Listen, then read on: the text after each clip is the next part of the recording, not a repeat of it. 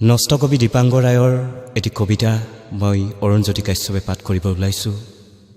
কাইলৈ আকৌ বৰষুণত তিতিম তোমাৰ হতে, আজি যে একেবাৰে মাতাল হৈ পৰি আছো।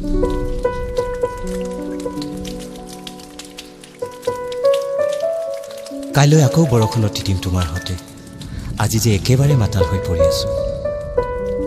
কাইলৈ আকৌ বৰষুণত তিতিম তোমাৰ হতে, আজি যে একেবাৰে মাতাল হৈ পৰি আছো। ভাল পোৱাৰ লাগি নিজেই নুবুজা হৈছো কিহৰ অভিপ্ৰায়ত ধুৰিউলি চোতালৰ বুকুচাত শুই আছো।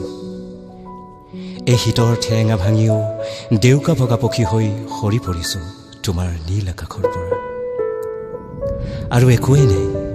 আৰু একোৱে নাই যি আছিল এতিয়া সিও মানুহৰ ভিৰ গছকি ধুমুহা বেগেৰে আগবাঢ়িছে। কেৱল আগবাঢ়িয়েই আছে ইখন হাবি এৰি অন্য এখন হাবিলৈ। ইতিমধ্যে গ্ৰাস কৰি পেলাইছে কেইবাখনো হাবি। যিকেইখনৰ ভিতৰত মই নামৰ হাবিখনো আছে, যিখন সম্প্ৰীতি। লঠঙা হৈ পৰিছে সোণাৰু ফুলবোৰ সৰি পৰিছে এটি দুটিকৈ। যি বাবে মই আজি একেবাৰে মাতাল হৈ পৰি আছো। কিন্তু কাইলৈ আকৌ বৰষুণত তিতিম তোমাৰ হতে। হয়তো শৰণেৰি সৰাপাতবোৰৰ মাজত ময়ো নিজকে আত্মজাহ দিম।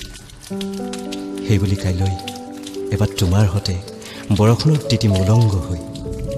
সেইবুলি কাইলৈ আকৌ এবাৰ তোমাৰ হতে বৰষুণত তিতিম উলংগ হৈ। আজি যে মই একেবাৰে মাতাল হৈ পৰি আছো। কাইলৈ আকৌ বৰষুণত তিতিম তোমাৰ হতে, আজি যে মই একেবাৰে মাতাল হৈ পৰি আছো।